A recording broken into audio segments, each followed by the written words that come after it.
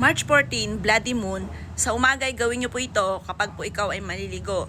Dahil sinasabi nga po nila, ang March 14 na full moon, yan po ay Bloody Moon. Maaaring kapag hindi ka gumawa ng pampaswerte, or wala kang mga pang-attract ng swerte, or wala kang pantaboy ng mga kamalasan, ay maaaring malasin ka sa mga araw na yan. At yan po ay magtutuloy-tuloy hanggang matapos ang taon ng 2025. Kaya mas mainam mga bossing ko ay makagawa ka ng ganitong mga pamamaraan.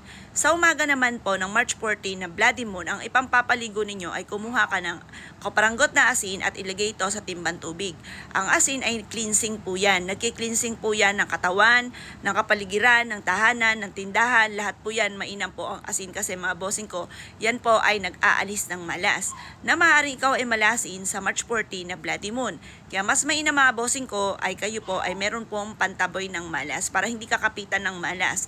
Para pag nakalipas na ang Bloody Moon ng March 14 mga bossing ko, imbis sa kamalasan ay kakapitan ka naman ng suwerte. Wala kang ibang gagawin kundi maglalagay lang ng kaparanggot na asin sa timbang tubig na pampaligo ninyo. Or kung ikaw naman po ay may bathtub, sa bathtub kaparanggot na asin para hindi ka malasin. Para pag sumapit man ang Bloody Moon sa gabi, ikaw po ay kumagay hindi nakakabakaba na maaaring ikaw po ay maka-attract ng mga negatibo.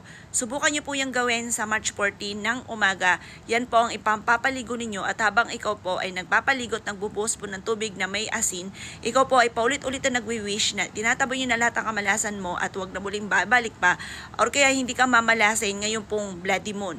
At imbis po na kamalasan ay puro kaswertehan ang darating sa inyo. Ganon ang inyo pong gagawin na walang gamit na sana, direct to the point.